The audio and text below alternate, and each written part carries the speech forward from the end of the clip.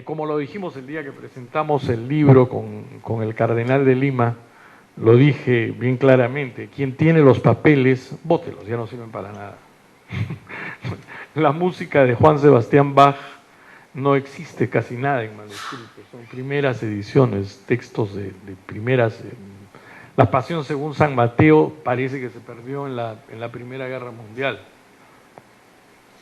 Entonces, en todo caso, es una lástima que papeles valiosos se pierdan, pero la música está rescatada y está aquí. Vamos a escuchar tres breves fragmentos del final de la Pasión según San Juan, de Orejón y Aparicio, que no creo exagerar en decir que es la obra barroca más importante escrita en América Latina. Los fragmentos son... Orejón no musicaliza toda la Pasión, sino fragmentos que han servido para una liturgia en donde ha habido grandes partes que han sido cantadas en gregoriano. Así la reestrenamos nosotros en Lima hace unos años, es decir, con un canto en gregoriano de todos los textos que no estaban musicalizados, insertando las partes musicalizadas por el compositor, lo que hace más sugestiva la audición, ¿no es cierto? Vamos viendo cómo el barroco se impone sobre lo gregoriano. Vamos a escuchar los tres últimos fragmentos, que son Non cindamus eam, que es el momento, no cortemos sus vestiduras, sino sortiémoslas entre nosotros. El momento donde dice et inclinato capiti tradit spiritu, en el momento en la muerte de Cristo, y el coro final que dice videbum quem trasficerunt, que quiere decir verán al que traspasaron. Los tres últimos corales de la Pasión según San Juan de José Orejón y Aparicio.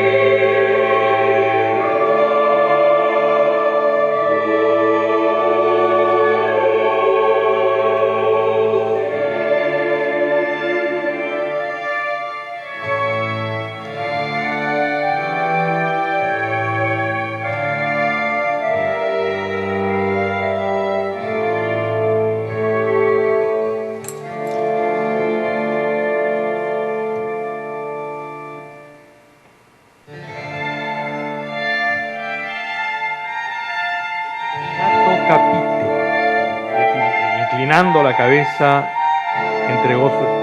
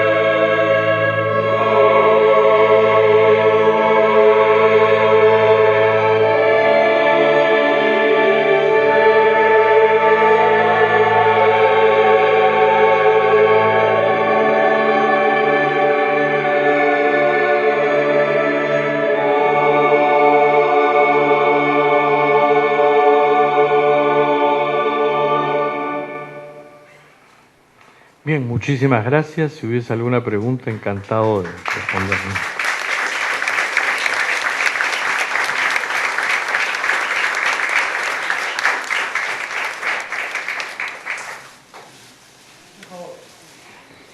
Sí, encantado.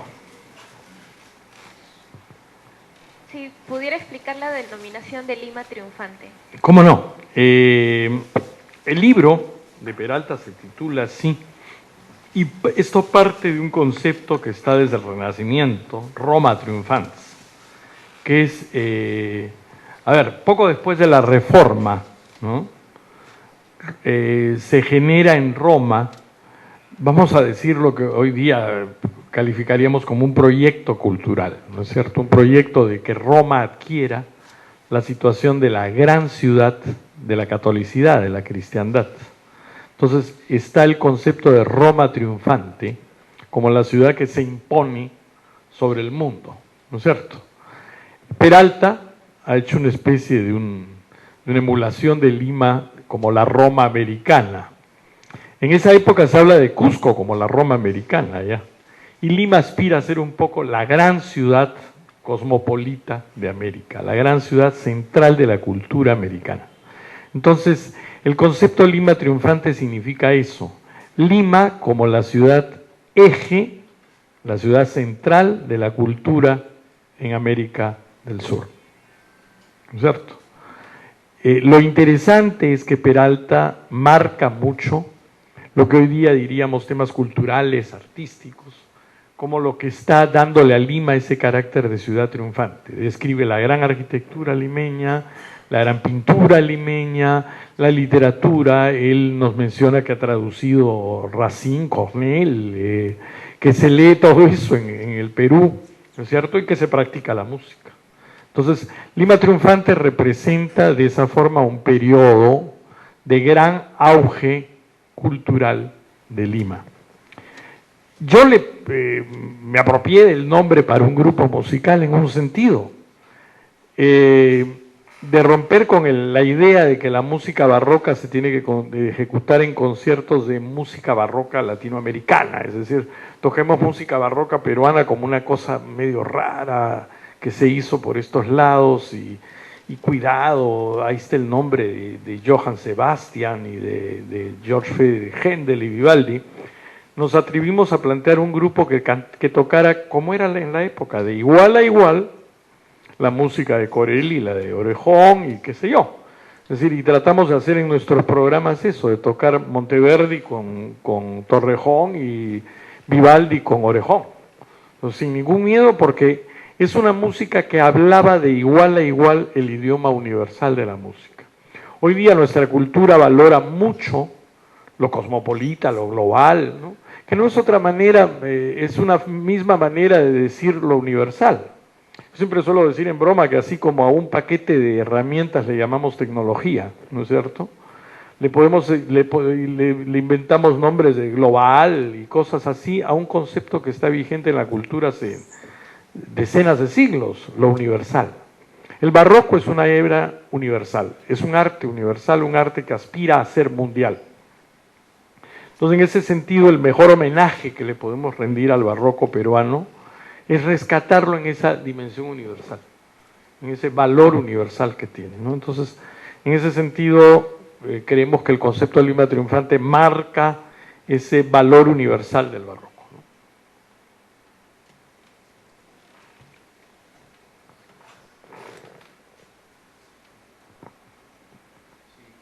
Gracias. En la misma línea de la inquietud que planteaba la señorita sobre el Lima Triunfans, el maestro Quesada nos ha hecho una brillante presentación de una evolución, ¿no?, de la música virreinal peruana.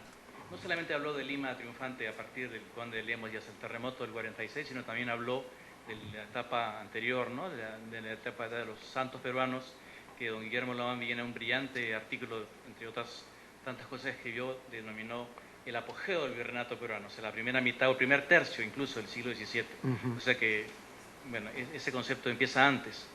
Y yo sé, bueno, pues además hemos oído la música y suena muy europea, evidentemente, pero quería saber, puede ser una inquietud que está, ¿no?, cada día creciendo un poco más entre los historiadores, colegas míos, de ir vislumbrando las etapas por las cuales va recorriendo o haciendo camino a una reivindicación criolla, ¿no es cierto? De que la gente criolla, española, americana, en este caso peruana, se apropia las virtudes propias de la tierra, los recursos naturales, inclusive hay una apologética contra las universidades europeas que escribe León Pinelo, defendiendo lo propio, lo peruano. Quería saber si en medio de las complicaciones que representa la investigación entre esta fragmentaria musical de la época, se pueden explorar algunas notas, ya sea en nivel musical propiamente dicho, o en la textualidad de lo que se dice en esas composiciones, que hablaran de ese sentimiento de reivindicación de lo propio, vis-a-vis lo europeo, lo importado. Un placer responderle, doctor Hampe, con mucho gusto. Hacia fines del siglo XVIII, en la época del auge de lo criollo, ¿no? Se puede encontrar en el Mercurio peruano, por ejemplo, textos, ¿no? Con seudónimos. Hay un tal Cicramio que escribe sobre el valor del yarabí, por ejemplo, ¿no? Sobre la importancia del yarabí. Que no esté antes no marca, no de valor en absoluto la nota, porque el proceso criollo, como lo conocen muy bien, se comienza a dar precisamente desde ya las influencias galicanas y todo esto en la ilustración, ¿no? Lo que podemos llamar una ilustración peruana, ¿no?